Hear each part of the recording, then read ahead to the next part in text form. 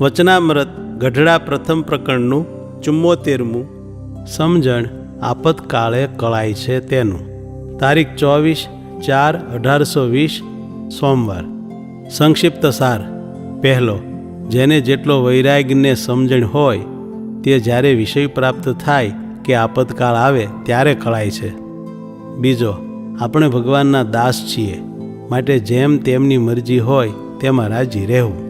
પછી તેમની ઈચ્છાથી આખું જગત સત્સંગી થાવો કે મટી જાઓ, હાથીએ બેસારે કે ગધેડે બેસારે, પણ હર્ષ શોક તો થવા દેવો જ નહીં. સાર ત્રીજો, સૂકા પાનની જેમ ભગવાનને આધીન રહી આનંદથી ભજન કરવું, પણ કોઈ પ્રકારનો ઉદ્વેગ થવા દેવો નહીં. સ્વામિનારાયણ હરે, સ્વામિનારાયણ હરે. સંવત 1876ના વૈશાખ સુધી એકાદશીને દિવસ સવારમાં સ્વામી શ્રી સહજાનંદજી મહારાજ શ્રી ગઢડા મધ્યે દાદા ખાચરના દરબારમાં શ્રી વાસુદેવ નારાયણના મંદિરની આગળ લીમડાના વૃક્ષની હેઠે ઓટા ઉપર ઢોલિયો બિછાવ્યો હતો તે ઉપર બિરાજમાન હતા અને સર્વે શ્વેત વસ્ત્ર ધારણ કર્યા હતા ને પોતાના મુખારવિંદની આગળ મુનિ તથા દેશ દેશના હરિભક્તની સભા ભરાઈને બેઠી હતી.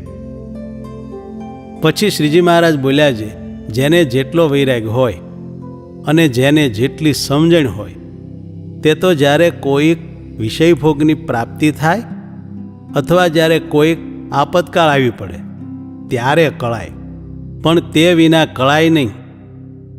અને જાજી સંપત કે આફત આવે એની વાત શી કહેવી, પણ આ દાદા ખાચરને થોડું જ આપતકાળ જેવું આવ્યું હતું, તેમાં પણ જેનું અંતઃકરણ જેવું હશે તેવું સૌને જણાણું હશે. પછી મુક્તાનંદ સ્વામી બોલ્યા છે, ભગવાનના ભક્તનો પક્ષ તો હૈયામાં રહે છે ખરો, તે પણ સમજીને રહે છે જે જો સત્સંગનું ઉત્કૃષ્ટપણું હોય તો ઘણા જીવોને સમાસ થાય, અને જ્યારે કાંઈ સત્સંગનું અપમાન જેવું હોય ત્યારે કોઈ જીવને સમાસ થાય નહીં.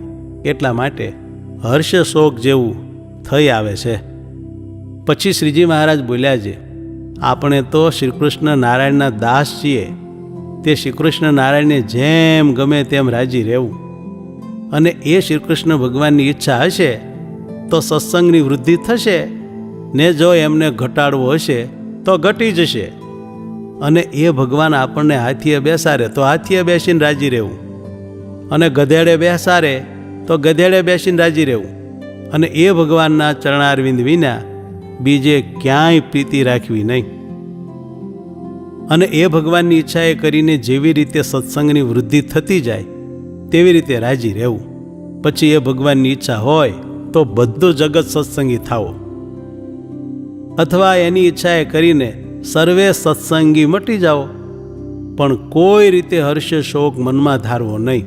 એ ભગવાનનું કર્યું સર્વે થાય છે, માટે સૂકું પાંદડું જેમ વાયુને આધારે ફરે છે તેમ એ ભગવાનને આધીન રહીને આનંદમાં એ પરમેશ્વરનું ભજન કરવું, અને કોઈ જાતનો મનમાં ઉદ્વેગ આવવા દેવો નહીં. ઇતિ વચનામૃતમ ગઢડા પ્રથમ પ્રકરણનું 74મું થયું.